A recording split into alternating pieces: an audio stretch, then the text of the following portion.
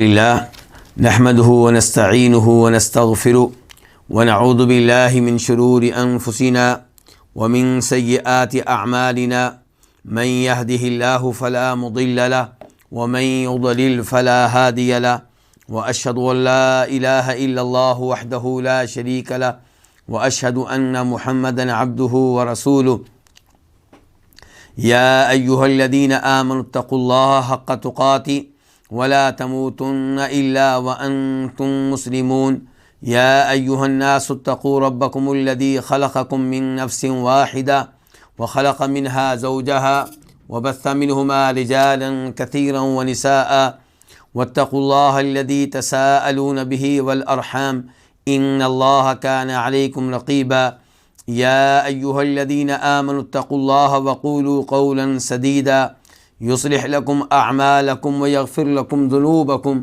ومن يطع الله ورسوله فقد فاز فوزا عظيما أما بعد فإن خير الحديث كتاب الله وخير الهدي هدي محمد صلى الله عليه وسلم وشر الأمور محدثاتها وكل محدثة بدعة وكل بدعة ضلالة وكل ضلالة في النار۔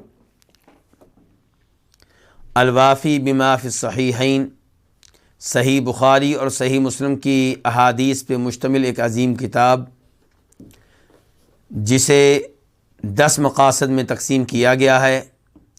ان میں سے چھٹا مقصد المعاملات، ان احادیث کے بارے میں ہے جن کا تعلق لوگوں کے باہمی لین دین سے ہے، معاملات سے ہے۔ اور اس چھٹے مقصد میں کئی ایک کتب ہیں، ان میں سے دوسری کتاب ہے القرض والحوالہ۔ قرض کا معنی آپ جانتے ہیں، اور الحوالہ کا مطلب یہ ہے کہ جو قرض کسی کے ذمے ہو وہ اس قرض کو کسی اور کے ذمے لگا دے۔ جس کا قرض دینا ہے اس سے کہے کہ تم یہ قرض فلاں آدمی سے لے لو، تو یہ ہے حوالہ۔ اور اس میں 5 باب ہم پڑھ چکے ہیں، آج چھٹا باب شروع کریں گے۔ باب الشفاعۃ فی وضع الدین، قرض معاف کرنے کے سلسلے میں شفاعت کرنا، سفارش کرنا، یعنی کہ جس کے ذمے قرض ہے اس کی جانب سے اس کے ہاں سفارش کرنا جس نے قرض لینا ہے، جو قرض خواہ ہے، تو مقروض کی قرض خواہ کے ہاں شفاعت کرنا تاکہ اس کا قرض ٹوٹلی معاف کر دے یا کچھ نہ کچھ معاف کر دے، اس بارے میں یہ باب ہے۔ حدیث نمبر 1318 1318 خا، اس حدیث کو روایت کرنے والے امام بخاری ہیں۔ عن جابر بن عبداللہ رضی اللہ عنہما، روایت ہے جناب جابر بن عبداللہ انصاری رضی اللہ تعالیٰ عنہما سے، ان اباہ توفی، کہ ان کے والد فوت ہو گئے۔ کن کے والد؟ جابر کے والد۔ ان کا نام کیا؟ عبداللہ۔ اور یہ کب فوت ہوئے تھے؟ غزوہ احد میں شہید ہوئے تھے۔ اور فوت ہونے سے پہلے انہوں نے جناب جابر سے کہا تھا کہ جابر، مجھے اس دنیا میں سب سے زیادہ محبت تم سے ہے، یعنی کہ نبی علیہ السلام کے بعد مجھے سب سے عزیز تم ہو، تو میں کل کی لڑائی میں شاید شہید ہو جاؤں، اپنی بہنوں کا خیال رکھنا اور میرا قرض ادا کر دینا۔ تو جناب جابر بن عبداللہ سے روایت ہے کہ ان کے والد فوت ہوئے، وَتَرَكَ عَلَيْهِ 30 وسقًا، اور اپنے ذمے 30 وسق چھوڑ کر گئے۔ لِرَجُلٍ مِّنَ الْيَهُودِ، یہودیوں میں سے ایک آدمی کے، یعنی کہ جابر کے والد، جناب جابر کے والد عبداللہ فوت ہوئے تو ان کے ذمے قرض تھا کیا؟ 30 وسق کھجوریں انہوں نے ادا کرنی تھی۔ یہ قرض کس کو دینا تھا؟ کس سے لیا تھا؟ یہودیوں میں سے ایک آدمی سے لیا تھا۔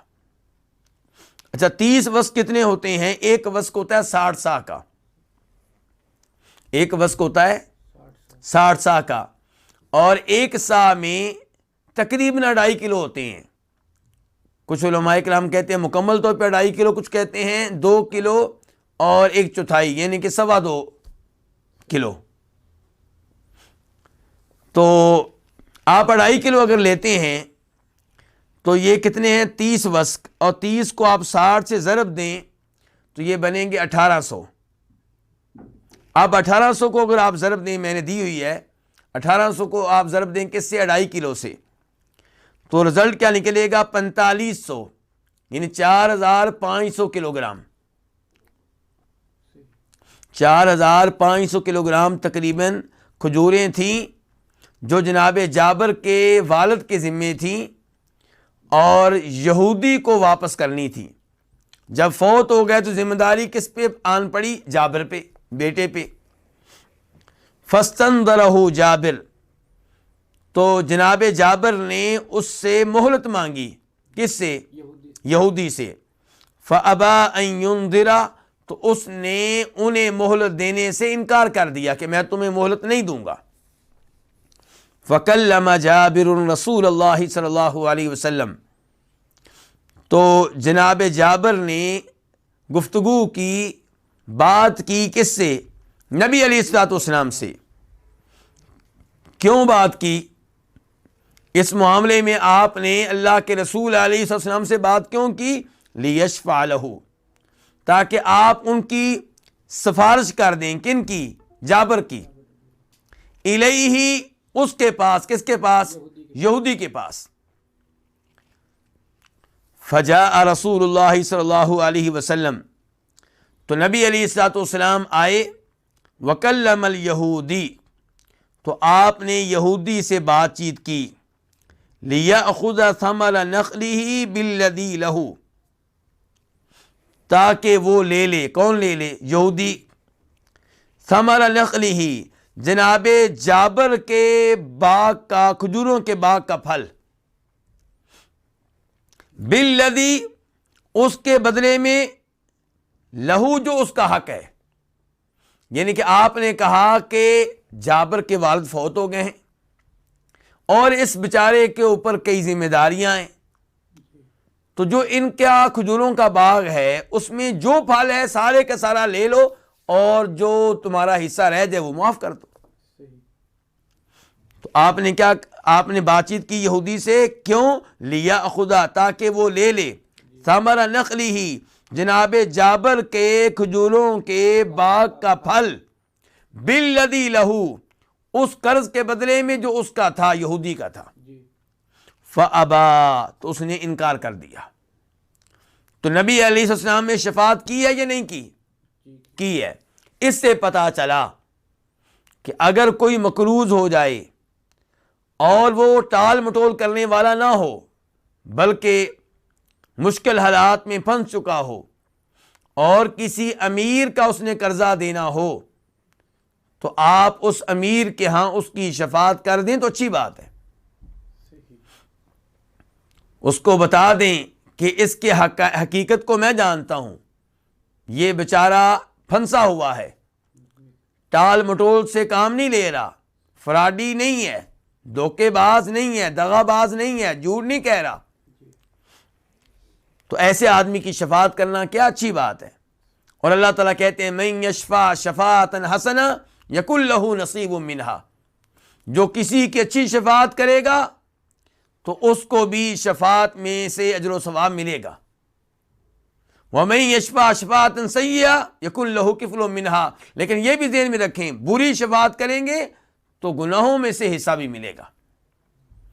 آپ کسی کی شفاعت کرتے ہیں کہ اس کو سودی بینک میں نوکری مل جائے, اس کو مل جائے یا نہ ملے, دونوں شکلوں میں, دونوں صورتوں میں آپ کو بھی گناہ ملے گا. اور اچھی شفاعت کریں گے تو جہاں اسے اجر و ثواب ملے گا, آپ کو بھی اجر و ثواب ملے گا.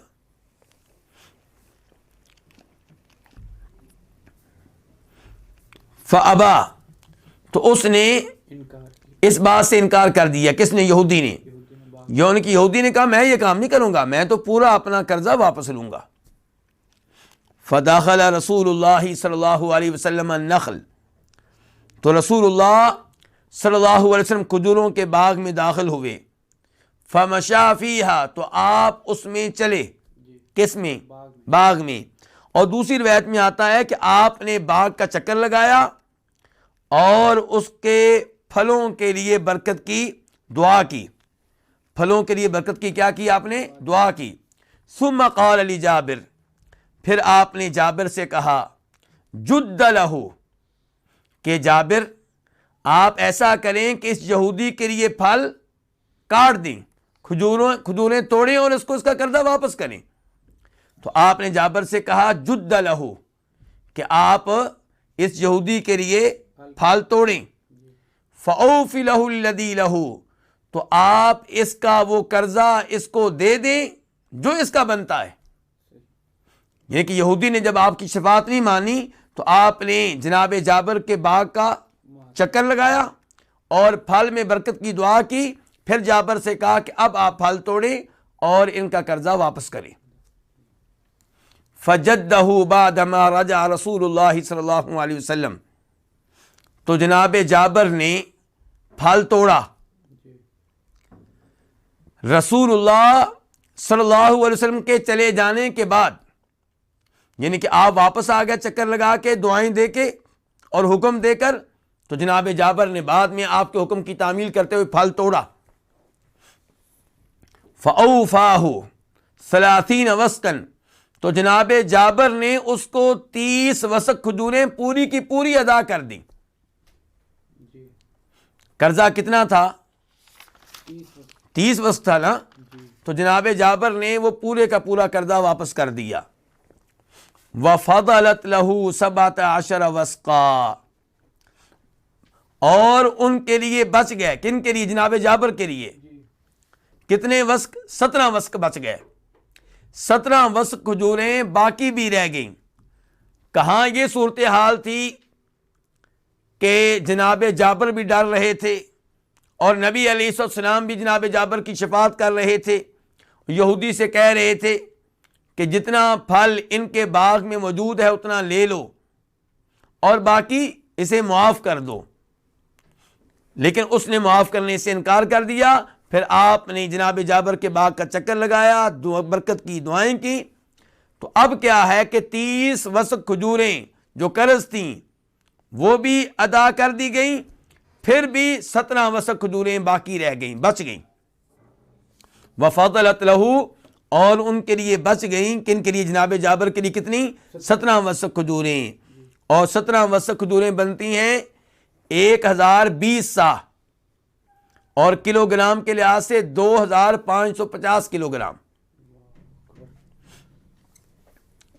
فجاء جابر رسول اللہ صلی اللہ علیہ وسلم، تو جناب جابر نبی علیہ الصلوۃ والسلام کے پاس آئے. لیخبرہ بالذی کان، تاکہ نبی علیہ الصلوۃ والسلام کو بتائیں اس کے بارے میں جو ہوا. یعنی کہ اے اللہ کے رسول، آپ تشریف لے آئے دعائیں دے کر، تو اس کے بعد کھجوروں میں یہ برکت ہوئی، میں نے قرضہ واپس کر دیا، اتنی باقی بچ گئی، پوری رپورٹ دی. اور یہی رپورٹ دینے کے لیے وہ تشریف لائے تھے. فوجدہ یصلی العصر، تو جناب جابر نے آپ کو عصر کی نماز پڑھتے ہوئے پایا. جب جناب جابر آئے تو آپ کیا کر رہے تھے؟ عصر کی نماز پڑھ رہے تھے. فلما انصرف، جب نبی علیہ الصلوۃ والسلام عصر کی نماز پڑھ کر فارغ ہوئے، اخبرہ بالفضل، تو جناب جابر نے آپ کو ان زید کھجوروں کے بارے میں بتایا، ان کے بارے میں آگاہ کیا. فقال، تو آپ علیہ الصلوۃ والسلام نے کہا اخبر ذالک ابن الخطاب، کہ جابر اس کے بارے میں آپ عمر بن خطاب کو بتا دیں. اخبر ذالک، اس کے بارے میں آپ بتا دیں کن کو؟ عمر بن خطاب کو. اب یہاں پہ سوال یہ پیدا ہوتا ہے کہ عمر بن خطاب کو کیا بتایا جائے اور انہیں کیوں بتایا جائے؟ ان کا اس معاملے سے کیا تعلق ہے؟ تو جناب عمر فاروق جناب جابر کے بارے میں بڑے پریشان رہتے تھے کہ جابر کے والد فوت ہو گئے ہیں، ان کے اوپر ذمہ داریاں ہیں، ان کے اوپر قرضہ ہے، کیا بنے گا؟ تو نبی علیہ الصلوۃ والسلام نے کہا کہ عمر تمہارے بارے میں پریشان رہتے تھے. یہ الفاظ میں موجود نہیں ہے لیکن یہ مفہوم بیان کر رہا ہوں کہ عمر تمہارے بارے میں پریشان رہتے تھے تو انہیں بتا دو کہ پریشانی ختم ہوئی، معاملہ حل ہو گیا، بلکہ اتنی زیادہ کھجوریں بچ بھی گئی ہیں۔ فذهب جابر الى عمر، تو جناب جابر جناب عمر فاروق کی طرف گئے، فاخبرہ، تو انہیں بتایا، انہیں صورتحال سے آگاہ کیا۔ فقال له عمر، تو جناب جابر سے عمر نے کہا، لقد علمت حين مشى فيها رسول اللہ صلی اللہ علیہ وسلم، یقیناً مجھے معلوم ہو گیا تھا، مجھے یقین ہو گیا تھا جب نبی علیہ الصلوۃ والسلام اس باغ میں چلے تھے، کیا معلوم ہو گیا تھا، کیا یقین ہو گیا تھا کہ لا یبارکن فیہا، کہ یقیناً اب اس باغ میں برکت پڑ جائے گی، اس میں برکت ڈال دی جائے گی۔ تو جناب عمر فاروق کیا کہتے ہیں کہ جب نبی علیہ السلام باغ کی جانب گئے تھے، باغ میں چلے تھے، مجھے تو اسی وقت یقین ہو گیا تھا کہ اب باغ میں کیا ہوگا، اب پھل میں برکت پڑے گی، اب کوئی نقصان نہیں ہوگا، کوئی خسارہ نہیں ہوگا۔ تو یہ عظیم حدیث، اس سے کئی مسائل معلوم ہوئے، ان میں سے ایک یہ کہ اگر کوئی واقعی ایسا مقروض ہے جو تنگ دست ہے، جس کے حالات خراب ہیں، جو قرض واپس ادا کرنے کی استطاعت نہیں رکھتا، تو آپ اس کی شفاعت کریں تو اچھی بات ہے۔ اور وہ جو قرض خواہ ہے، قرض لینے والا ہے، اسے چاہیے کہ مقروض کے قرضے میں کچھ نہ کچھ کمی کر دے، یا مکمل طور پہ معاف کر دے، یا مہلت دے دے، کیونکہ اللہ تعالیٰ کیا کہتے ہیں، وَإِن كَانَ ذُو عُسْرَةٍ فَنَظِرَةٌ إِلَىٰ مَيْسَرَةٍ، اگر وہ تنگ دست ہے جس نے آپ کا قرض دینا ہے تو اسے آپ مہلت دیں خوشحالی کے ایام آنے تک۔ وَأَن تَصَدَّقُوا خَيْرٌ لَكُمْ، اور اگر تم اپنا قرضہ صدقہ کر دو، معاف کر دو، تو یہ تو تمہارے لیے بہت بہتر ہے۔ یہ ہے ہماری شریعت جو کیا ترغیب دیتی ہے، آپ معاف کر دیں، قرضہ کم کر دیں، مہلت دے دیں۔ اور سودی نظام کیا کہتا ہے کہ وہ غریب جو پہلے قرضہ واپس کرنے کی استطاعت نہیں رکھ رہا، اس کے سود میں مزید اضافہ کر دیں۔ اس نے دینا تھا آپ کا 1,00,000 روپیہ اور واپس نہیں کر سکا، اب آپ اسے وقت دیں اور مزید اس میں اضافہ کر دیں، اب 1,00,000 کی بجائے کتنے ہو گئے، 1,05,000 ہو گئے۔ جو نیا وقت طے ہوا تھا اس پہ ادا نہیں کر سکا، مزید بڑھا دیں۔ اس لیے اللہ تعالیٰ فرماتے ہیں، یا ایھا الذین آمنوا لا تأکلوا الربا اضعافا مضاعفا، اے ایمان والو بڑھا چڑھا کر سود نہ کھاؤ، یعنی کہ یہ تم عجیب حرکت کر رہے ہو، سود پھر اس میں مزید اضافہ، پھر مزید اضافہ، پھر مزید اضافہ، برائی پہ برائی، برائی پہ برائی، ایسا کیوں کرتے ہو؟ تو اللہ رب العزت ڈانٹ پلا رہے ہیں اور ایسی حرکتوں سے روک رہے ہیں۔ یہ ہے ہمارا عظیم دین، دین اسلام، جو غریبوں کا خیال رکھتا ہے۔ آپ جانتے ہیں کہ کتنے ہی لوگ ہیں جو سود پہ قرض لے لیتے ہیں، پھر واپس نہیں کر پاتے، حالات اتنے خراب ہو جاتے ہیں کہ خودکشی کرنا پڑتی ہے۔ حالات اتنے خراب ہو جاتے ہیں کہ ان کو وہ لوگ جنہوں نے قرضہ دیا ہوتا ہے غلام اور لونڈی کے طور پہ استعمال کرتے ہیں۔ اسی لیے اسلام نے سود سے منع کیا ہے، کیونکہ یہ استحصالی نظام ہے، یہ غریبوں کو لوٹتا ہے، یہ غریب کو مزید غریب بناتا ہے، امیر کو مزید امیر بناتا ہے۔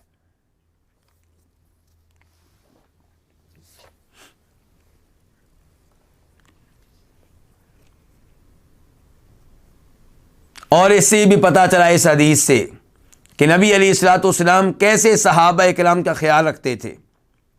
جناب جابر کا بھی خیال ہے اور عمر فاروق کی پریشانی کا بھی خیال ہے۔ کہا کہ خوشخبری کس کو دے دو، عمر کو دے دو، تاکہ ان کی پریشانی ختم ہو جائے، دور ہو جائے۔ اور یہ دیکھیے کہ جناب عمر فاروق کو، صحابہ کرام کو کتنا یقین تھا نبی علیہ الصلوۃ والسلام پہ اور آپ کی دعاؤں پہ۔ اس کے بعد باب نمبر 7، باب من مات وعلیہ دین، جو اس حال میں فوت ہوا کہ اس کے ذمے قرض تھا، اس کے بارے میں یہ باب ہے۔ حدیث نمبر 1319، 1319۔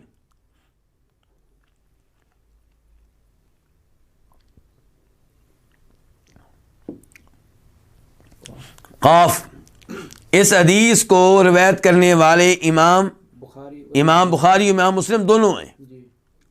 قاف سے مراد ہوتا ہے اتفاق، یعنی کہ دونوں کا اس حدیث کے بیان کرنے پہ اتفاق ہے، یعنی کہ دونوں ہی اس حدیث کو اپنی اپنی کتاب میں لے کر آئے ہیں۔ عن ابی ہریرہ رضی اللہ عنہ، روایت ہے جناب ابو ہریرہ رضی اللہ تعالیٰ عنہ سے۔ ان کا نام کیا تھا؟ ان کے نام کے بارے میں کافی اختلاف ہے۔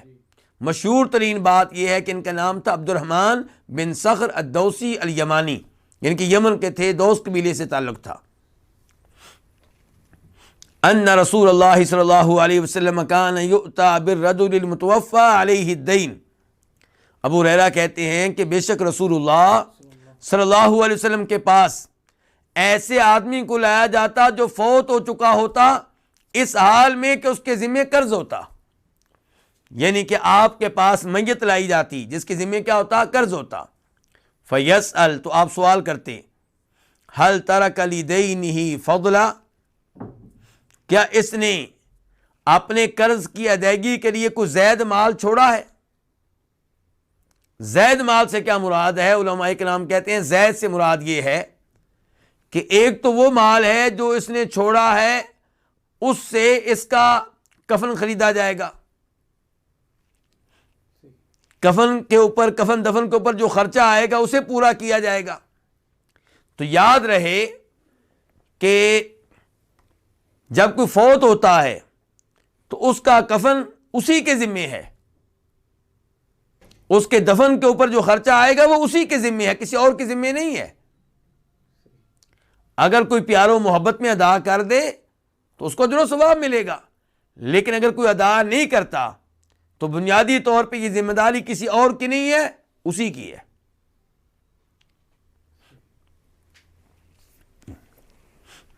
تو آپ پوچھتے حل ترک لدینہ فضلا، کیا اس نے اپنے قرض کے لیے کوئی زید مال چھوڑا ہے؟ فإن حدث أنه ترك لدینہ وفاء صلى، اگر آپ کو بتایا جاتا کہ اس نے اپنے قرض کی ادائیگی کے لیے وفاء اتنا مال چھوڑا ہے جو کافی ہو جائے گا، قرض کی ادائیگی کے لیے کیا ہو جائے گا؟ کافی ہو جائے گا، صلی، تو آپ اس کی نماز جنازہ ادا کرتے۔ وَإِلَّا، ورنہ قال للمسلمین، آپ مسلمانوں سے کہتے صلوا علی صاحبکم، اپنے ساتھی کی نماز جنازہ ادا کر لو۔ اس سے کیا پتا چلا؟ اس سے ایک یہ پتا چلا کہ قرض کا معاملہ نہایت سنگین ہے۔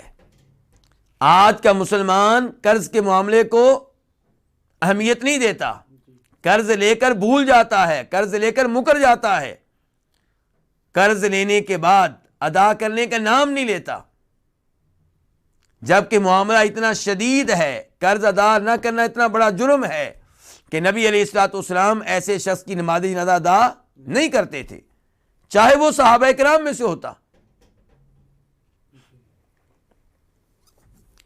اور دوسرے نمبر پہ پتہ چلا کہ جس نے قرض ادا نہیں کیا بہرحال مسلمان ہے، تو جو حکمران ہے یا معاشرے میں بہت زیادہ اہمیت رکھتا ہے وہ اس کی نماز جنازہ ادا نہ کرے، باقی لوگ اس کی نماز جنازہ ادا کر سکتے ہیں۔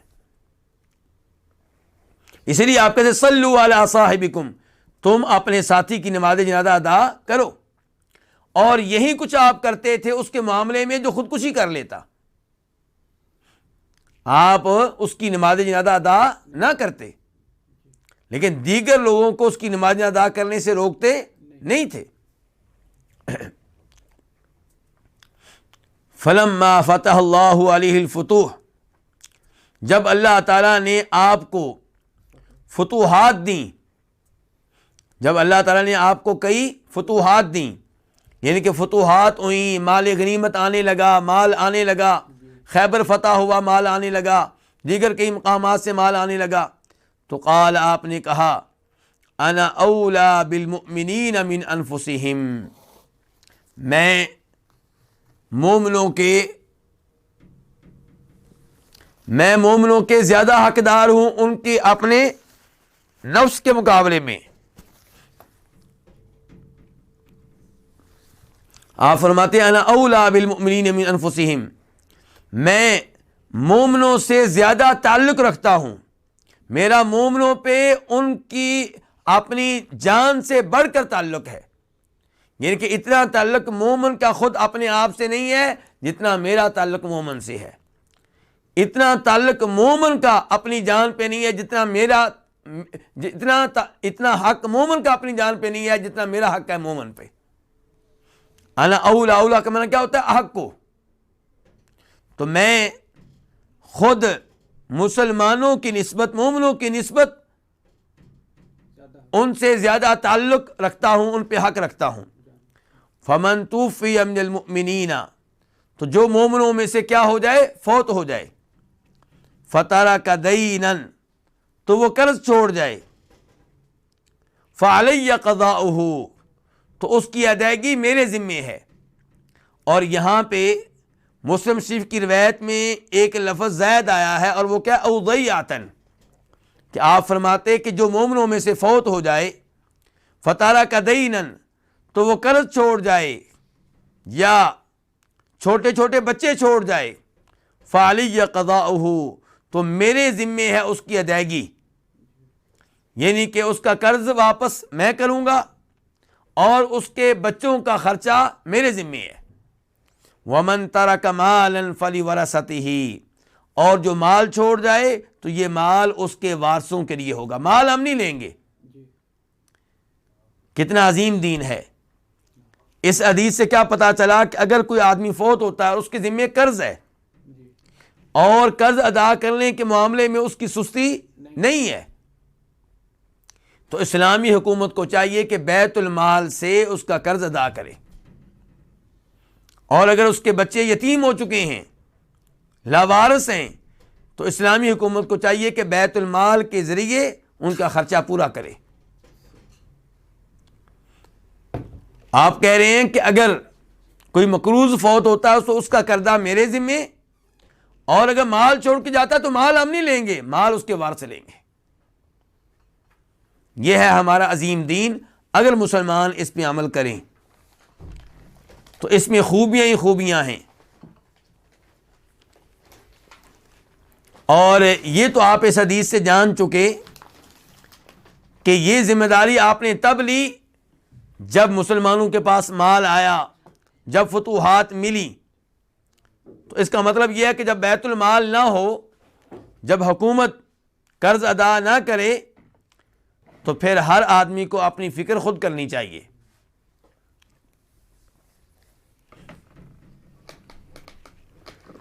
نبی علیہ الصلوۃ والسلام نے یہ طرز عمل کیوں اختیار کیا کہ آپ اس کی نماز جنازہ ادا نہیں کرتے تھے؟ تاکہ باقی لوگوں کو احساس ہو کہ قرض ادا نہ کرنا ایک شدید اور سنگین قسم کا جرم ہے، اس لیے آپ ایسے شخص کی نماز جنازہ ادا نہیں کرتے تھے۔ اب ہم بڑھتے ہیں باب نمبر 8 کی طرف۔ باب تحمل دین المیت، میت کے قرض کی ذمہ داری لے لینا، یعنی کہ میت کی قرض کی ذمہ داری آپ لے لیں کہ میں ادا کروں گا، یہ کیسا ہے؟ اس بارے میں یہ باب ہے۔ حدیث نمبر 1320 1320 خا، اس حدیث کو روایت کرنے والے امام بخاری ہیں۔ عن سلمۃ بن الاکوع رضی اللہ عنہ قال، روایت ہے جناب سلمہ بن اکوع رضی اللہ عنہ سے، وہ کہتے ہیں، یہاں پہ میں ایک اضافی فائدہ آپ کے علم میں لانا چاہوں گا، وہ یہ کہ سلمہ بن اکوع یہ صحابی ہیں، انہوں نے یہ حدیث اللہ کے رسول علیہ السلام سے لی ہے اور سنی ہے، اور ان سے روایت کرنے والے کون ہیں؟ یزید بن ابو عبید، اور یہ سلمہ بن اکوع کے آزاد کردہ غلام ہیں، اور ان سے روایت کرنے والے کون ہیں؟ مکی بن ابراہیم. مکی بن ابراہیم سے حدیث کس نے لی ہے؟ امام بخاری نے. اس کا مطلب ہے کہ امام بخاری اور نبی علیہ الصلوۃ والسلام کے مابین اس حدیث کے روایت کرنے میں صرف 3 واسطے ہیں. امام بخاری روایت کرتے ہیں مکی بن ابراہیم سے، وہ یزید بن ابو عبید سے، وہ سلمہ بن اکوع سے، صرف 3 آدمی.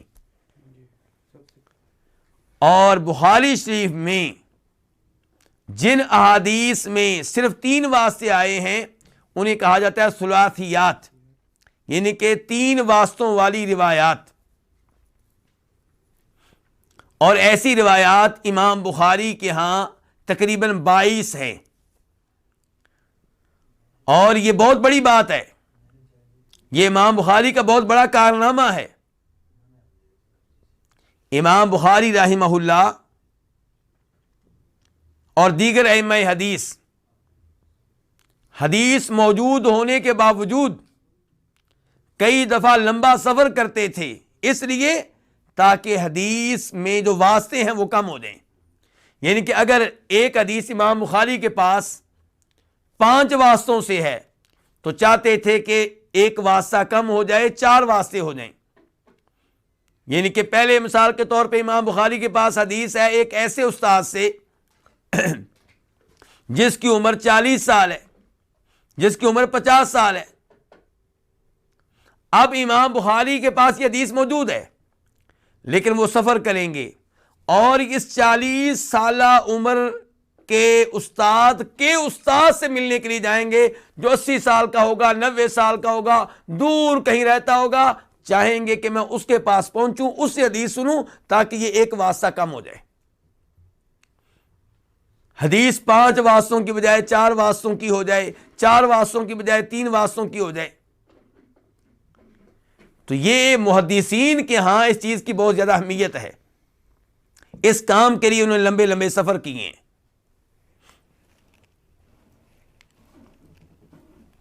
خود جناب جابر جن کی ابھی حدیث پیچھے گزری ہے، انہوں نے ایک دفعہ مدینہ سے شام کا سفر کیا تھا. اور یہ سفر کتنا بنتا ہے؟ 30 دنوں کا، 35 دنوں کا، 40 دنوں کا. اور اس سفر کے لیے اونٹنی خریدی تھی. سفر، اس کی مشقت اور اونٹنی خریدنا، مال صرف کرنا کس کام کے لیے؟ ایک حدیث کی خاطر. اور حدیث بھی موجود تھی لیکن اس آدمی سے سننا چاہتے تھے جس نے براہ راست یہ حدیث اللہ کے رسول سے سنی ہے. یعنی کہ جناب جابر کے پاس حدیث موجود تھی لیکن جس نے بتائی اس نے صحابی سے سنی تھی اور صحابی نے اللہ کے رسول سے سنی تھی. جناب جابر کیا چاہتے تھے؟ میں براہ راست اس آدمی سے سنوں جس نے اللہ کے رسول سے سنی ہے. اس کام کے لیے لمبا سفر کیا ہے. تو میں ان بھائیوں سے کہنا چاہوں گا جو الوافی کے دورے میں شریک ہیں، 1.5 گھنٹہ دیتے ہیں کہ آپ کے سامنے ایسے لوگ ہیں جنہوں نے 1.5 گھنٹہ نہیں دیا، 1.5 مہینہ دیا ہے. اور 1.5 مہینہ بھی نہیں، کیونکہ 1 مہینہ تو بنتا ہے ایک جانب کا، اگر واپسی 7 لگائیں تو 60 دن کا سفر بنتا ہے. اور اس کے لیے کیا خریدی ہے؟ اونٹنی خریدی ہے ایک حدیث کی خاطر. ایک حدیث بھی نہیں، ایک حدیث کا واسطہ کم کرنے کی خاطر. کس قدر وہ اہمیت دیتے تھے کس کو؟ حدیث رسول علیہ الصلوۃ والسلام کو اور دین کے علم کو. تو یہ سلمہ بن اکوع سے روایت ہے، وہ کہتے ہیں تو یہ حدیث کیا ہوئی پھر؟ ثلاثی. تو سلمہ بن اکوع سے روایت ہے، وہ کہتے ہیں کننا جلوسا عند النبی صلی اللہ علیہ وسلم، ہم نبی علیہ الصلوۃ والسلام کے پاس بیٹھے ہوئے تھے. اذ اتی بجنازۃ، تب ایک جنازہ لایا گیا. فقالوا، تو انہوں نے کہا، یعنی کہ صحابہ کرام نے کہا، جنازہ لانے والوں نے کہا، صلی علیہا، اے اللہ کے رسول اس کی نماز جنازہ پڑھا دیں. فقال، تو آپ نے کہا، حل علیہ دین، کیا اس کے ذمے کوئی قرض ہے؟ قالوا لا، تو صحابہ کرام نے کہا نہیں، اس کے ذمے کوئی قرض نہیں ہے. قال، تو آپ نے کہا، فہل ترک شیئا، تو کیا اس نے کوئی مال ترکے میں چھوڑا ہے، وراثت میں چھوڑا ہے؟ قالوا لا، انہوں نے کہا نہیں. فصلی علیہ، تو آپ نے اس کی نماز جنازہ پڑھا دی. ثم اتی بجنازۃ اخری، پھر ایک اور جنازہ لایا گیا. فقالوا، تو انہوں نے کہا یا رسول اللہ، اے اللہ کے رسول، صلی علیہا، اس کی نماز جنازہ پڑھا دیں. قال هل علیہ دین، آپ نے کہا کیا اس کے ذمے کو قرض ہے؟ قیل نعم، تو کہا گیا جی ہاں اس کے ذمے قرض ہے. قال، تو آپ نے کہا فہل ترک شیئا، کیا اس نے کچھ چھوڑا ہے، کوئی مال چھوڑا ہے جس سے قرض ادا ہو سکے؟ فہل ترک شیئا، کیا اس نے کوئی چیز چھوڑی ہے وراثت کے طور پہ، ترکے کے طور پہ؟ قالوا، انہوں نے کہا ثلاثۃ دنانیر، اس نے 3 دینار چھوڑے ہیں، یعنی کہ گولڈ کے، سونے کے 3 سکے چھوڑے ہیں، وہ اس کی وراثت ہے. فصلی علیہا، تو آپ نے اس آدمی کی نماز جنازہ پڑھا دی، کیونکہ اگر قرض ہے اس کے ذمہ تو وراثت میں مال بھی چھوڑ کے گیا ہے، جس سے قرضہ کیا ہو جائے گا، ادا ہو جائے گا. ثم اتی بالثالثہ، پھر تیسرا جنازہ لایا گیا.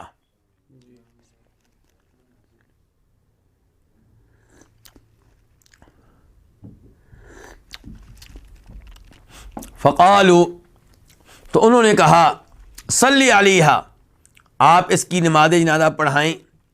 قال، تو آپ نے کہا حل ترک شیئا، کیا اس نے ترکے میں کچھ مال چھوڑا ہے؟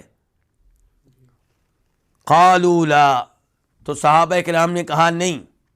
قال فہل علیہ دین، کیا اس کے ذمے کو قرض ہے؟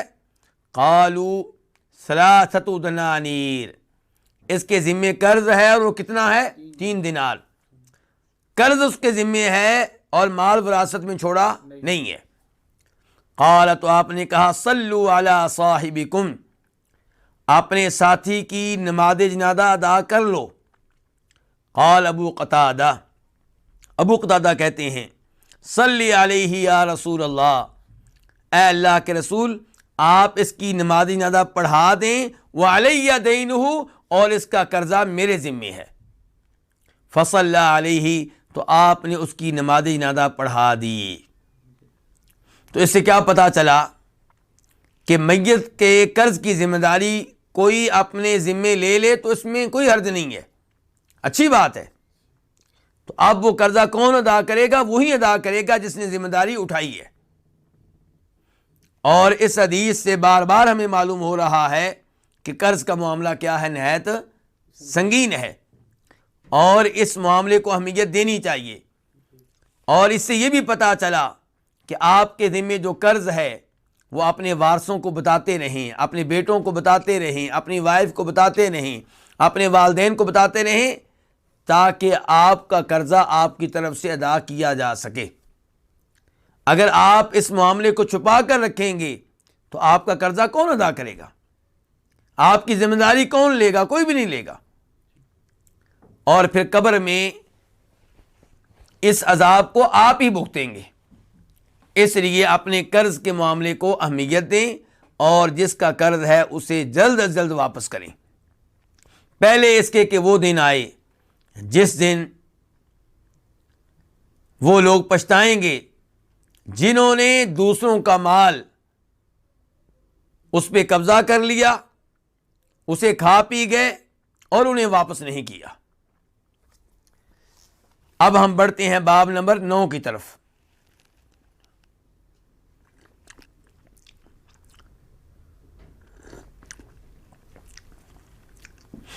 باب نمبر 9، باب المفلس. یہ باب کس کے بارے میں ہے؟ مفلس کے بارے میں. مفلس سے یہاں کیا مراد ہے؟ وہ آدمی جو دیوالیہ ہو جائے، جو مفلس ہو جائے، یعنی کہ دیوالیہ ہو جائے، اس کے ذمے کافی قرضے ہیں اور قرضے کی ادائیگی کے لیے مال نہیں ہے، یا اتنا مال نہیں ہے جتنے مال سے قرض کی ادائیگی ہو سکے، اور قرض بہت زیادہ چڑھ گیا ہے، معاملہ نہایت سنگین ہو گیا، دیوالیہ ہو گیا. حدیث نمبر 1321، 1321 قاف، اس حدیث کے بیان کرنے پہ اتفاق ہے کس کا؟ امام بخاری کا اور امام مسلم کا۔ عن ابی ہریرہ رضی اللہ عنہ، روایت ہے جناب ابو ہریرہ رضی اللہ تعالی عنہ سے، قال وہ کہتے ہیں قال رسول اللہ صلی اللہ علیہ وسلم، فرمایا رسول اللہ صلی اللہ علیہ وسلم نے،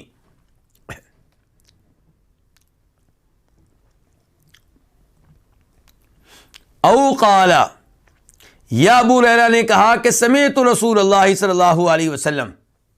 یہاں پہ غور کیجئے کہ علماء کرام حدیث کی روایت کرنے میں کتنی احتیاط کرتے تھے۔ یہاں پہ راوی کہتے ہیں کہ یا تو ابو ہریرہ نے کہا تھا کہ اللہ کے رسول نے فرمایا، یا ابو ہریرہ نے کہا تھا میں نے اللہ کے رسول سے سنا، میں نے سنا یا اللہ کے رسول نے کہا۔ ان دو الفاظ میں سے کون سا لفظ انہوں نے استعمال کیا تھا؟ راوی کہتا ہے میں بھول گیا ہوں، تو اس بھولنے کو چھپایا نہیں ہے، امانت داری سے کہہ رہے ہیں کہ میں بھول گیا ہوں۔ معلوم نہیں کہ ابو ہریرہ نے قال کہا تھا یا سمعت کہا تھا۔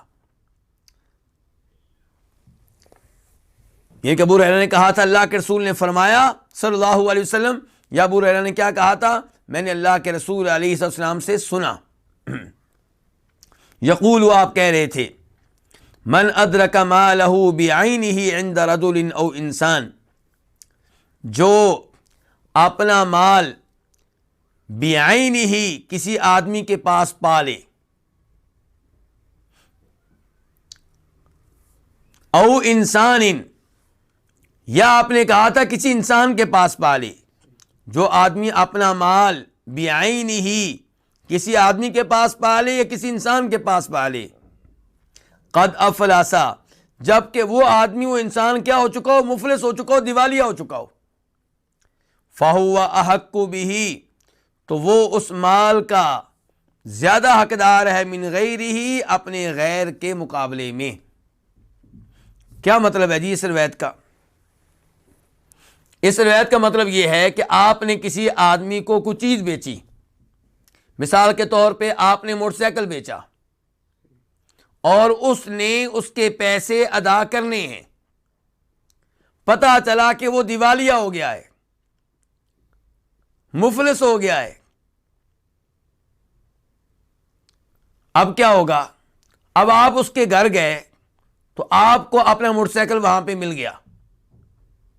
اب اس سے قرضہ لینے والے صرف آپ نہیں ہیں، اور لوگ بھی ہیں، لیکن یہ موٹر سائیکل اگر آپ کو ویسے کا ویسا ملا جیسے آپ نے دیا تھا تو آپ اس کے زیادہ حقدار ہیں باقی لوگوں کے مقابلے میں۔ یعنی کہ یہ نہیں کہا جائے گا کہ موٹر سائیکل ہے 50,000 روپے کا، 10,000 روپیہ آپ رکھ لیں اور 10,000 روپیہ باقی لوگوں کو دیا جائے، ان کے حقوق بھی رہتے ہیں، اور 10 کسی اور کو دیے جائیں، 10 کسی اور کو دیے جائیں۔ نہیں، جب موٹر سائیکل جو آپ نے بیچا تھا وہ بعین ہی آپ کو مل گیا، جوں کا توں مل گیا، تو وہ آپ کا ہے۔ یہ مثال میں نے کیا دی؟ موٹر سائیکل آپ نے بیچا ہے۔ ہم ایک اور مثال لے لیتے ہیں، آپ نے قرض کے طور پہ کوئی چیز دی،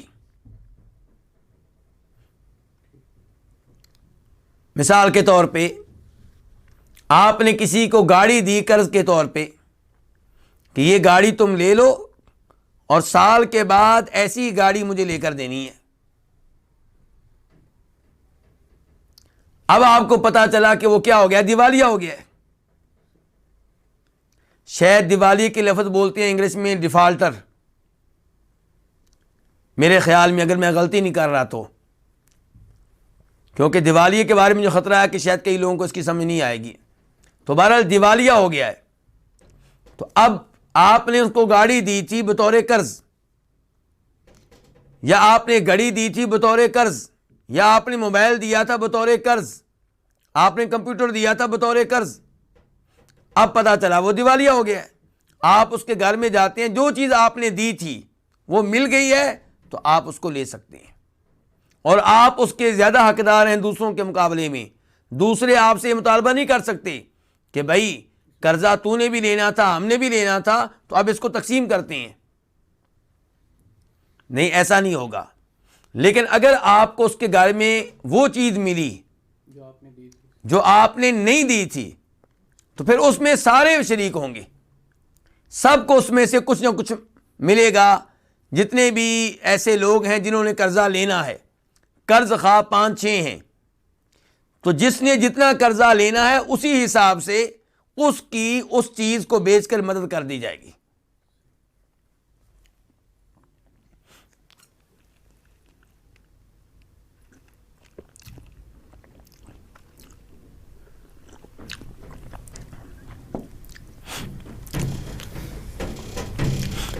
یہاں پہ کہا گیا ہے کہ اگر کسی کے پاس آپ کو اپنی چیز مل جائے اور وہ کیا ہو چکا ہے، مفلس، دیوالیہ، یہی صورتحال ہے اس آدمی کی جو فوت ہو جائے۔ آپ نے چیز بیچی، جس کو بیچی فوت ہو گیا، آپ نے قرضہ دیا، جس کو قرضہ دیا وہ فوت ہو گیا، اب آپ اس کے گھر میں گئے اور آپ کو وہی چیز مل گئی جو آپ نے اس کو دی تھی، تو دوسروں کے مقابلے میں آپ کا اس چیز پہ زیادہ حق بنتا ہے۔ یا پھر اس کے وارث ذمہ داری لیں کہ بھئی یہ چیز ہم خرید چکے ہیں اور ہم اپنے باپ کے وارث ہیں، بیع مکمل ہو گئی تھی اور پیسے ہم ادا کریں گے، تو یہ الگ معاملہ ہے۔ وفی روایت لمسلم، اور مسلم شریف کی ایک روایت میں ہے فَهُوَ أَحَقُّ بِهِ مِنَ الْغُرَمَاء، کہ یہ آدمی جس کو اپنی چیز اس آدمی کے پاس مل جائے جو مفلس ہو چکا، دیوالیہ ہو چکا، تو وہ دیگر قرض خواہوں کے مقابلے میں زیادہ حقدار ہے۔ اب ہم بڑھتے ہیں حدیث نمبر 1322 کی طرف، 1322۔ اس حدیث کو روایت کرنے والے کون سے امام ہیں؟ امام مسلم رحمہ اللہ۔ عن ابی سعید الخدری قال، روایت ہے جناب ابو سعید خدری رضی اللہ عنہ سے، قال، وہ کہتے ہیں، اصیب رجل فی عہد رسول اللہ صلی اللہ علیہ وسلم فی ثمار ابتاعہا، ایک آدمی کو نقصان ہو گیا اللہ کے رسول علیہ الصلوۃ والسلام کے زمانے میں ان پھلوں میں جنہیں اس نے خریدا ہوا تھا۔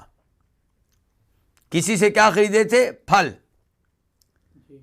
جن کے پھل پک گئے تو اس نے پھلوں کی بیع کر لی، خرید لیے، لیکن اسے نقصان ہوا، کوئی مصیبت آ گئی، کوئی آفت آ گئی، کوئی مسئلہ بن گیا، اسے نقصان ہوا۔ فَكَثُرَ دَيْنُهُ، تو کیا ہوا؟ اس کا قرضہ بہت زیادہ ہو گیا۔ فقال رسول اللہ صلی اللہ علیہ وسلم، تو فرمایا رسول اللہ صلی اللہ علیہ وسلم نے، تصدقوا علیہ، اس پہ صدقہ خیرات کرو، یعنی کہ اس کی مدد کرو۔ فتصدق الناس علیہ، چنانچہ لوگوں نے اس پہ صدقہ کیا۔ فلم یبلغ ذلک وفاء دینہ، تو یہ اس کے قرض کی ادائیگی کی مقدار تک نہ پہنچ سکا۔ صدقے کی شکل میں جو مال جمع ہوا، جو مال ملا، وہ اتنا نہیں تھا کہ جس سے قرضہ ادا ہو سکے۔ فقال رسول اللہ صلی اللہ علیہ وسلم لغرمائہ، تو فرمایا رسول اللہ صلی اللہ علیہ وسلم نے اس کے قرض داروں سے، اللہ کے رسول نے فرمایا اس کے قرض خواہوں سے جنہوں نے قرضہ لینا تھا، ان سے کہا خذوا ما وجدتم،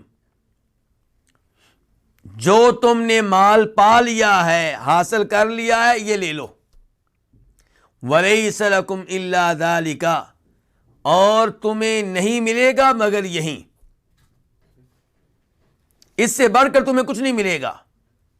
جو مال اس کے پاس موجود تھا یہ لے لو، اسے آپس میں تقسیم کر لو اپنے اپنے قرضے کے تناسب کے لحاظ سے، اور اس سے بڑھ کر تمہیں کچھ نہیں ملے گا۔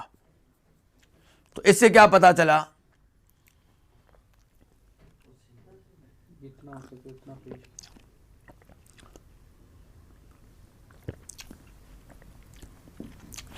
ایک تو یہ پتا چلا کہ جب کوئی دیوالیہ ہو جائے، مفلس ہو جائے، تو حکمران کو چاہیے، دیگر ذمہ دار لوگوں کو چاہیے کہ اس کی مدد کرنے کی کوشش کریں، اس کو بھی یار و مددگار نہ چھوڑیں، اس کے بارے میں اپیل کی جا سکتی ہے، اس کے بارے میں صاحب حیثیت لوگوں سے کہا جا سکتا ہے کہ آپ اس کی مدد کریں، اسے صدقہ کے طور پہ مال دیں۔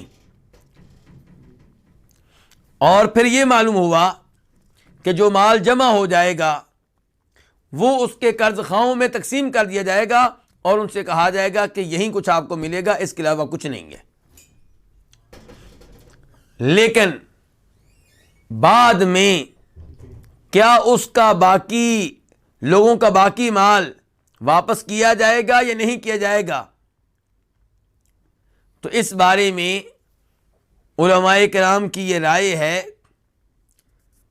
کہ یہ جو آپ نے کہا ہے کہ تمہیں یہی کچھ ملے گا، یعنی کہ اس سے بڑھ کر کچھ نہیں ملے گا، اس کا مطلب ہے کہ اب فی الحال تمہیں یہی کچھ ملے گا، بعد میں اس کے حالات ٹھیک ہو گئے تو یہ اپنا قرضہ یقیناً واپس کرے گا، لیکن فی الحال تمہیں یہی کچھ ملے گا۔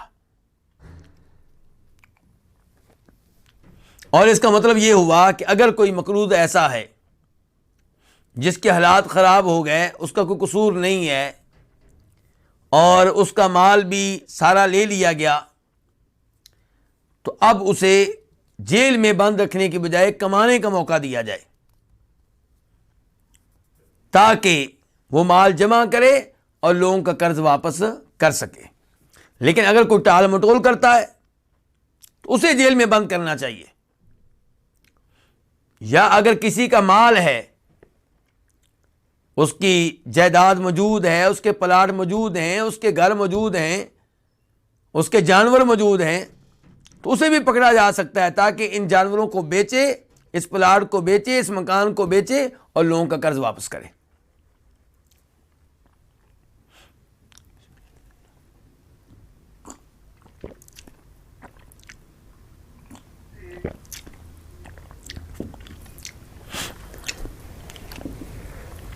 باب نمبر 10، باب مطل الغنی ظلم،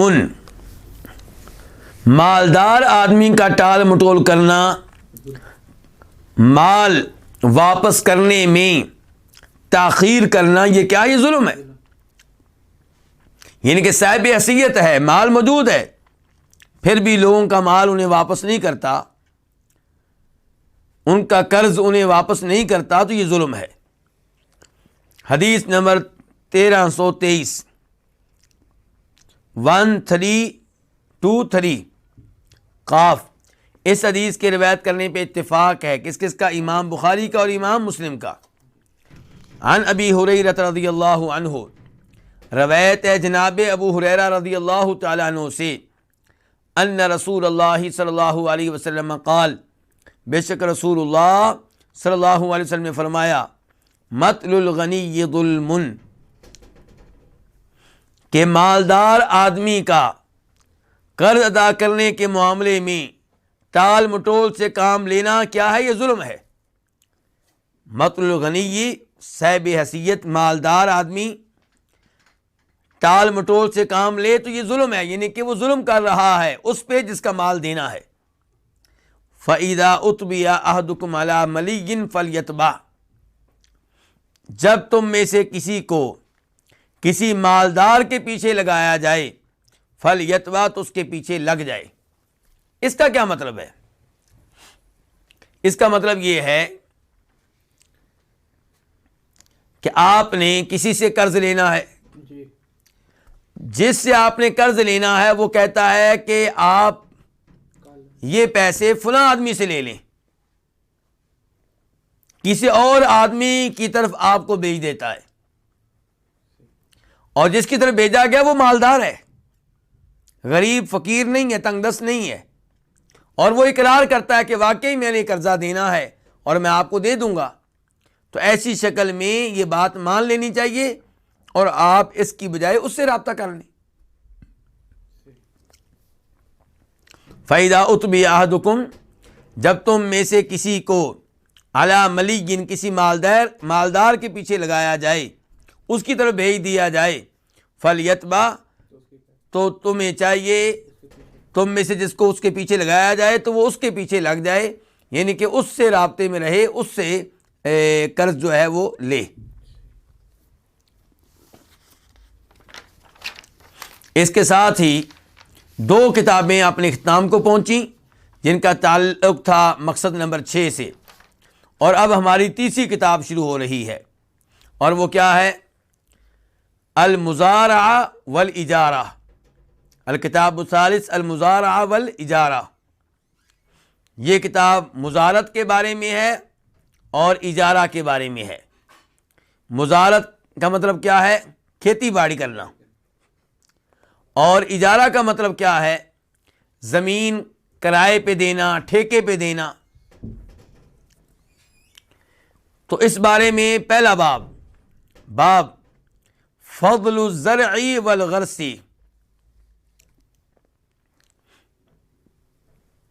فصل بونے اور درخت لگانے کی فضیلت۔ حدیث نمبر 1324 1324 قاف۔ اس حدیث کے بیان کرنے پہ اتفاق ہے کس کا؟ امام بخاری کا اور امام مسلم کا۔ عن انس رضی اللہ عنہ قال، روایت ہے جناب انس بن مالک رضی اللہ تعالیٰ عنہ سے، قال وہ کہتے ہیں قال رسول اللہ صلی اللہ علیہ وسلم، کہ فرمایا رسول اللہ صلی اللہ علیہ وسلم نے، ما من مسلم یغرس غرسا او یزرع زرعا فیأکل منہ طیر او انسان بہیمہ الا کان لہ بہ صدقہ۔ کوئی ایسا مسلمان نہیں ہے یغرس غرسن، جو کوئی درخت لگاتا ہے یعنی کہ شجرکاری کرتا ہے، او یزرع زرعا، یا کوئی فصل بوتا ہے، فیأکل منہ طیر، تو اس سے کوئی پرندہ کھا لیتا ہے، یا کوئی انسان کھا پی لیتا ہے، یا کوئی جانور کھا لیتا ہے، الا کان لہ بہ صدقہ، مگر اسے اس کا صدقہ ہوگا بھی، اس کے بدلے میں۔ اس سے پتہ چلا کہ درخت لگانا ثواب کا کام ہے، فصل بونا ثواب کا کام ہے، اور یہ پتہ چلا کہ کھیتی باڑی جائز ہے، یہ غلط کام نہیں ہے۔ چونکہ کچھ روایات سے پتہ چلتا ہے کہ جیسے کھیتی باڑی درست نہ ہو، تو اس حدیث سے پتہ چلا کہ کھیتی باڑی کرنا جائز عمل ہے، یہ کوئی گناہ نہیں ہے۔ گناہ تب ہے جب انسان کھیتی باڑی میں اتنا مشغول ہو جائے کہ فرائض و واجبات ادا نہ کرے، انہیں ترک کر دے، نماز نہیں پڑھتا، کھیتی باڑی میں اتنا مصروف رہتا ہے، والدین کے حقوق ادا نہیں کرتا، کھیتی باڑی میں اتنا مصروف رہتا ہے۔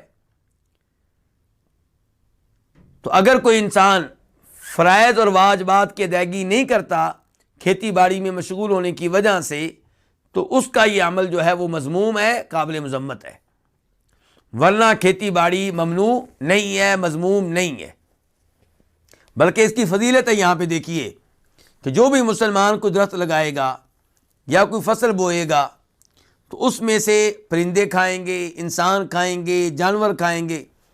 جب بھی کوئی پرندہ اس میں سے کچھ کھائے گا، کوئی انسان کھائے گا، کوئی جانور کھائے گا، اس کو اس پہ اجر و ثواب ملے گا۔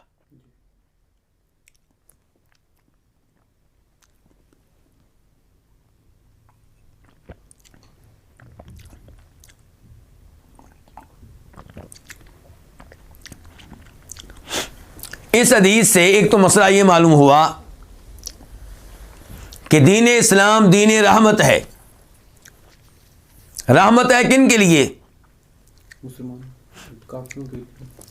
انسانوں کے لیے، جانوروں کے لیے، پرندوں کے لیے۔ دیکھیں یہاں پہ اسلام ترغیب دے رہا ہے مسلمان کو، کیا؟ درخت لگاؤ، فصلیں اگاؤ۔ تو تمہارے لگائے ہوئے درختوں میں سے، فصلوں میں سے جب بھی کوئی انسان کچھ کھائے گا، کوئی پرندہ کھائے گا، جانور کھائے گا، تمہیں اجر و ثواب ملے گا۔ تو کیا انسان پرندوں کے لیے دین رحمت نہ ہوا؟ جانوروں کے لیے دین رحمت نہ ہوا؟ بالکل ہوا۔ ہو سکتا ہے آپ سوال کریں کہ اسلام تو کئی جانوروں کو مارنے کا حکم دیتا ہے، تو یہ جانوروں کے لیے دین رحمت کیسے ہوا؟ تو جواب یہ ہے کہ دین اسلام انہی جانوروں کو مارنے کا حکم دیتا ہے جو فاسق قسم کے ہیں، جو تکلیف دینے والے ہیں، جن کی وجہ سے انسانوں کو نقصان ہوتا ہے، جو انسان کے لیے خطرہ ہیں، کسی بھی اعتبار سے خطرہ ہیں۔ ورنہ اسلام تو یہ کہہ رہا ہے کہ اگر آپ درخت اگائیں گے، کوئی فصل لگائیں گے، تو آپ کی لگائی ہوئی فصل میں سے، آپ کے لگائے ہوئے درخت کے پھل میں سے کوئی پرندہ کچھ کھائے گا، انسان کھائے گا، جانور کھائے گا، آپ کو اجر و ثواب ملے گا۔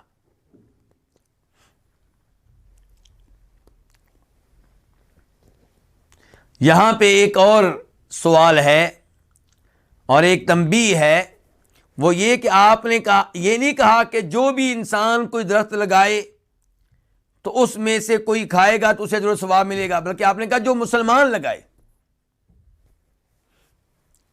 تو اس میں وارننگ ہے میرے لیے، آپ کے لیے، تنبیہ ہے میرے لیے اور آپ کے لیے کہ نیک اعمال بجا لانے پہ اجر و ثواب اسی کو ملے گا جس کا عقیدہ ٹھیک ہے، جو ایمان پہ ہے، اسلام پہ ہے۔ اگر کوئی کافر ایسے فلاحی کام کرتا ہے، ایسے رفائی کام کرتا ہے، اسے آخرت میں کوئی اجر و ثواب نہیں ملے گا۔ اس نے جو نیک اعمال دنیا میں سر انجام دیے تو ان کا اجر و ثواب ملنا ہوا تو دنیا میں ہی ملے گا، آخرت میں کچھ نہیں ملے گا۔ یہاں پہ وہ حدیث آپ کے سامنے رکھنا چاہوں گا جسے امام مسلم روایت کرتے ہیں ام المؤمنین عائشہ رضی اللہ تعالی عنہا سے۔ وہ کہتی ہیں کہ میں نے سوال کیا کس سے؟ نبی علیہ الصلوۃ والسلام سے۔ میں نے آپ سے سوال کیا کہ اے اللہ کے رسول علیہ السلام، ابن جدعان صلہ رحمی کیا کرتا تھا، مسکینوں کو کھانا کھلایا کرتا تھا، تو کیا ان اعمال کا اسے کوئی فائدہ ہوگا؟ آپ نے فرمایا نہیں، کیونکہ اس نے ایک دن بھی اللہ کی ربوبیت کا اقرار نہیں کیا، اس نے آخرت پہ ایمان لانے کا اعلان نہیں کیا، اس نے کبھی بھی یہ نہیں کہا کہ اے میرے رب مجھے آخرت کے دن معاف کر دینا، بخش دینا۔ تو اس سے پتہ چلا کہ کافروں کے سارے اعمال اور محنتیں کیا ہوگا؟ رائے گاہ جائیں گی، ضائع جائیں گی۔ اللہ تعالیٰ فرماتے ہیں سورہ کہف کے آخر میں، قل هل ننبئکم بالاخسرین اعمالا الذین ضل سعیہم فی الحیاۃ الدنیا وهم یحسبون انہم یحسنون صنعا۔ کیا ہم تم کو ان لوگوں کے بارے میں نہ بتائیں جو اعمال کے لحاظ سے خسارے میں رہیں گے، گھاٹے میں رہیں گے؟ یہ وہ لوگ ہیں جو کئی ایسے اعمال سر انجام دیتے ہیں جن کے بارے میں سوچتے ہیں کہ ہم اچھے کام کر رہے ہیں، جبکہ انہیں اس کا کچھ بھی فائدہ ہونے والا نہیں ہے۔ یہ اس لیے کہ انہوں نے اپنے رب کی آیتوں کے ساتھ کفر کیا، رب کی ملاقات کا انکار کیا، ان کے آخرت کے بھی منکر، قرآن کے بھی منکر۔ تو یہاں یہ مسئلہ بیان کرتے ہوئے میں اپنے بھائیوں سے کہنا چاہوں گا، کوئی کافر جتنے بھی رفائی کام کرے، جب فوت ہو جائے تو یہ نہ سوچا کریں کہ اب اس کو جنت مل جائے گی۔ اگر وہ سرے سے کافر تھا، اس نے کلمہ پڑھا ہی نہیں، جبکہ اسلام کے بارے میں سن لیا، نبی علیہ السلام کے بارے میں سن لیا، پھر بھی ایمان لے کر نہیں آیا، اس کے بارے میں یہ سوچنا کہ وہ جنت میں جائے گا، اس کے لیے دعائیں کرنا، یہ درست نہیں ہے۔ اب ہم بڑھتے ہیں باب نمبر 2 کی طرف۔ باب کیا ہے؟ باب المزارعۃ بالشطر ونحوہ، زمین سے نکلنے والی یعنی کہ اناج اور آمدن، اس کے نصف وغیرہ پہ کیا کرنا؟ المزارعہ، مزارعت کرنا، یعنی کہ آپ کسی کو زمین دے دیں کہ اس کی جو آمدن ہوگی آدھی میری آدھی تمہاری، زمین میری، محنت تمہاری، فصل تم لگاؤ گے، بیج تم ڈالو گے، جو فصل اگے گی، جو پیداوار آئے گی، جو منافع آئے گا، منافع نہیں بلکہ جو اصل پیداوار ہوگی، آدھی تمہاری آدھی میری، یا 2/3 تمہاری 1/3 میری، یا 2/3 میری 1/3 تمہاری. تو اس انداز سے مزارعت کرنا یہ کیسا ہے، اس بارے میں یہ باب ہے.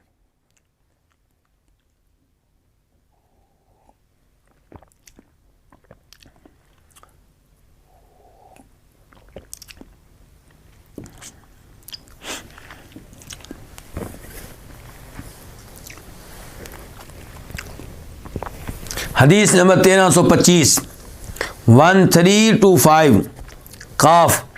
اس حدیث کے بیان کرنے پہ اتفاق ہے کس کا؟ امام بخاری کا اور امام مسلم کا. عن عبداللہ بن عمر رضی اللہ عنہما، روایت ہے جناب عبداللہ بن عمر رضی اللہ عنہما سے، ان النبی صلی اللہ علیہ وسلم عامل خیبر، کہ نبی علیہ الصلوۃ والسلام نے خیبر والوں سے معاملہ کیا، خیبر والوں کے ساتھ طے کیا، معاملہ کیا. کیا معاملہ کیا؟ بشطر ما یخرج منہا، جو خیبر کی زمین سے پیداوار ہوگی اس کے نصف پہ آپ نے معاملہ کیا. من ثمرن، وہ پھل ہو، او زرعن، یا کوئی اناج ہو. یعنی کہ جو اناج اور جو پھل خیبر کی زمین اگائے گی اس کا آدھا مسلمانوں کو ملے گا، آدھا یہودیوں کو ملے گا. یہودی زمین میں محنت کریں گے، کام کریں گے، ہل چلائیں گے، اور مسلمانوں نے کیا کیا؟ مسلمانوں کی زمین ہے، وہ زمین کے مالک ہیں. دراصل ہوا یہ کہ جب نبی علیہ السلام نے خیبر فتح کیا تو یہودی کہنے لگے آپ ہمیں یہاں سے نہ نکالیں، آپ ہمیں یہاں پہ رہنے دیں، ان زمینوں میں ہم محنت کریں گے تو جو آمدن آئے گی آدھی آپ لے لیں، آدھی ہم لے لیں گے. تو نبی علیہ الصلوۃ والسلام نے ان کی اس تجویز کو قبول کیا، ان کی اس پیشکش کو آپ نے قبول کیا. تو یہ اسی کے بارے میں بات ہو رہی ہے. عبداللہ بن عمر کہتے ہیں کہ نبی علیہ الصلوۃ والسلام نے خیبر والوں سے معاملہ کیا بشطر ما یخرج منہا من ثمر او زرع،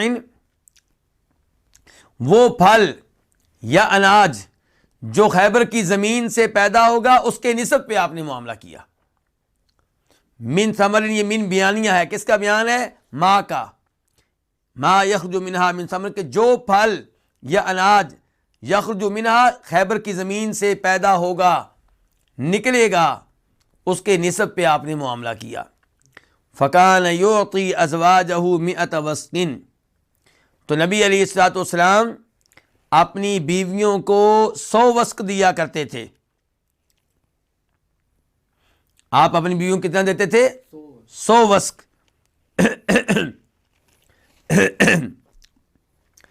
مئۃ وسق، 100 وسق دیتے تھے. اس کی تفصیل کیا ہے؟ فرمایا 80 وسق تمر، 80 وسق ہوتے تھے کھجوروں کے، و20 وسق شعیر، اور 20 وسق ہوتے تھے کس کے؟ جو کے. اچھا یہ 100 وسق کتنے بنتے ہیں؟ 100 وسق جو ہیں، ایک وسق میں کتنے سا ہوتے ہیں؟ 60. 100 وسق ہوئے تو کتنے سا ہو گئے؟ 6000. کتنے ہو گئے؟ 6000. اور کلو کے لحاظ سے 6000 سا کو کتنا بنائیں گے آپ؟ 15000 کلو. 15000 کلو آپ کھجوریں اور جو کس کو دیتے تھے؟ اپنی بیویوں کو. یعنی کہ اپنی ہر بیوی کو آپ اتنا مال دے دیا کرتے تھے. اور یہ آخری سالوں کی بات ہو رہی ہے، شروع میں تو کوئی آمدن تھی نہیں، آخری سالوں میں ایسا ہونے لگا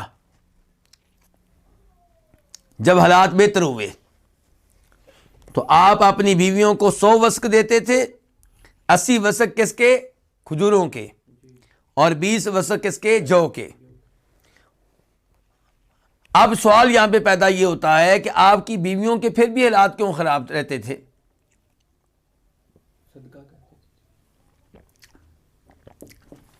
کیونکہ وہ بیویاں کس کی تھیں؟ بیویاں بھی تو نبی علیہ الصلوۃ والسلام کی تھیں.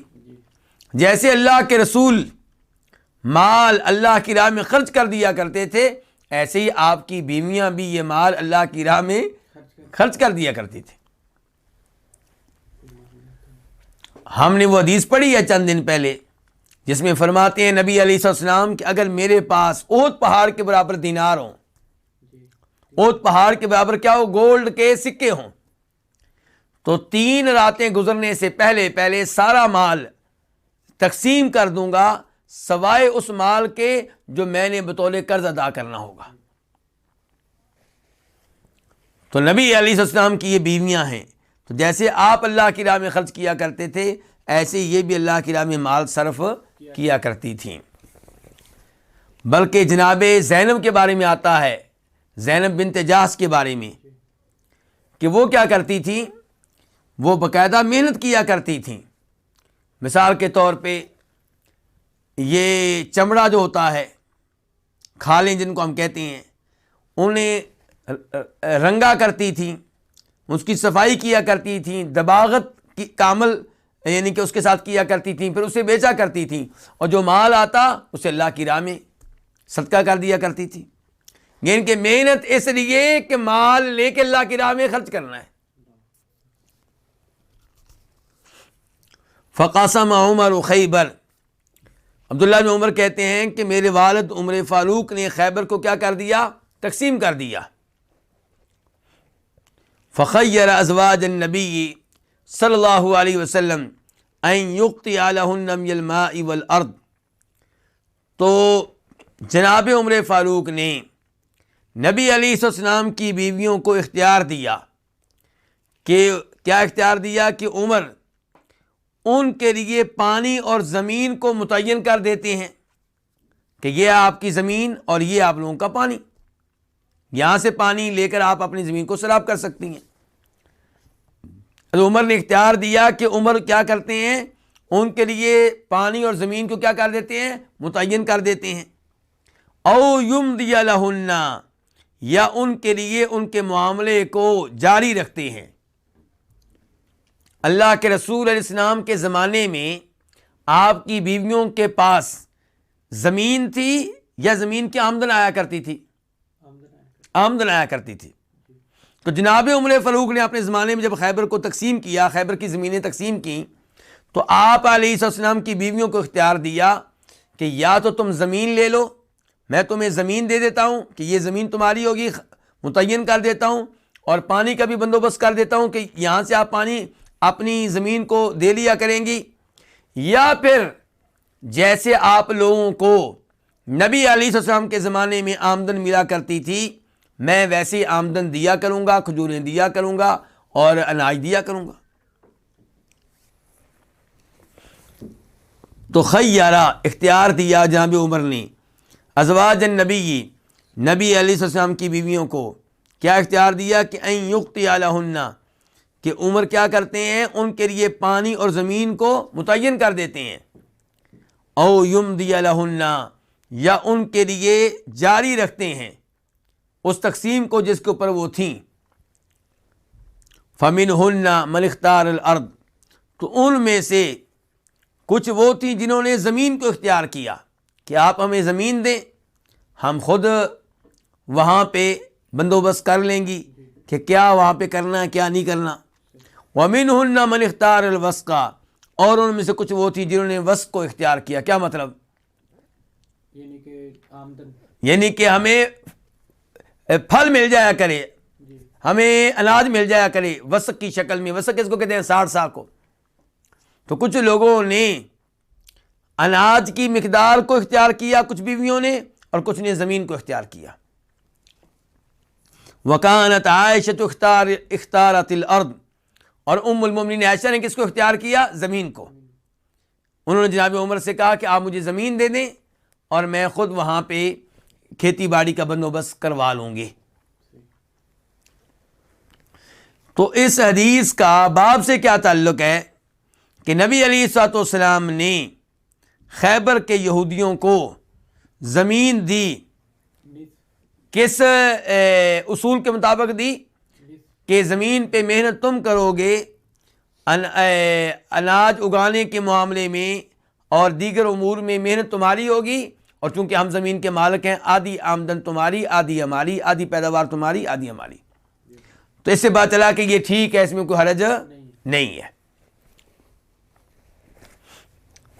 باب نمبر 3، باب قراء الارض، زمین کو کرائے پہ دینا، زمین کو ٹھیکے پہ دینا.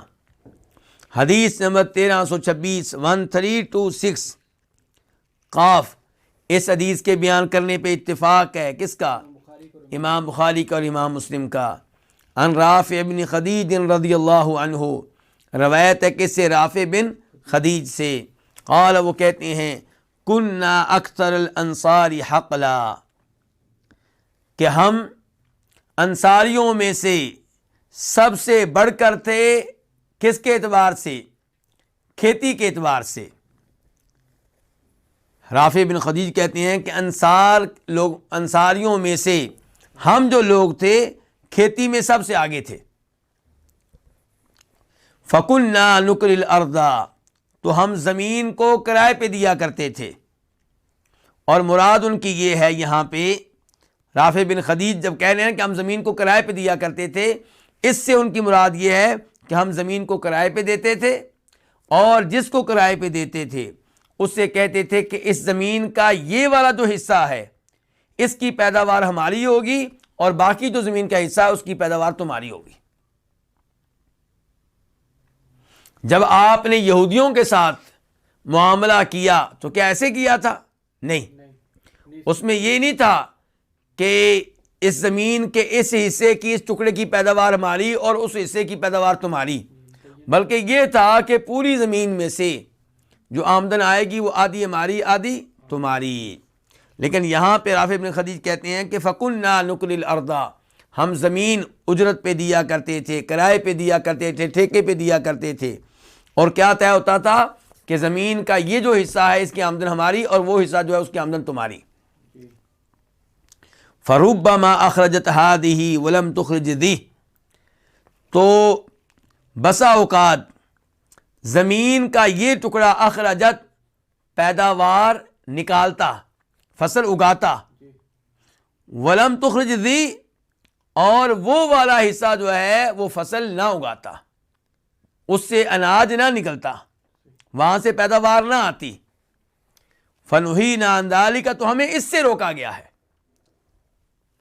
تو جن احادیث میں نبی علیہ الصلوۃ والسلام نے زمین کو ٹھیکے پہ دینے سے منع کیا ہے، اس سے مراد یہ نہیں ہے کہ زمین کو ٹھیکے پہ، کرائے پہ، اجرت پہ دینا مطلق طور پہ منع ہے، ایسی بات نہیں ہے.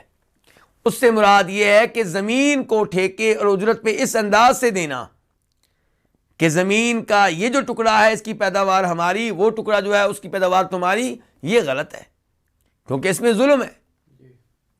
ہو سکتا ہے ادھر سے کچھ نہ ہو آپ پہ ظلم، ہو سکتا ہے ادھر کچھ نہ ہو تو اس کے اوپر ظلم.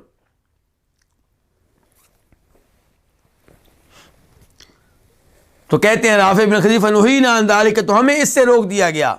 ولم ننہا عن الورق، اور ہمیں چاندی سے نہیں روکا گیا. کیا مطلب؟ زمین کو چاندی کے عوض کرائے پہ دینے سے منع نہیں کیا گیا، یعنی کہ آپ زمین کو دینار کے بدلے میں، درہم کے بدلے میں کرائے پہ دیں تو یہ منع نہیں ہے. اور آج کی زبان میں آپ زمین کو روپے کے بدلے میں کرائے پہ دیں منع نہیں ہے، ڈالر کے بدلے میں کرائے پہ دیں منع نہیں ہے، پاؤنڈ کے بدلے میں کرائے پہ دیں تو منع نہیں ہے.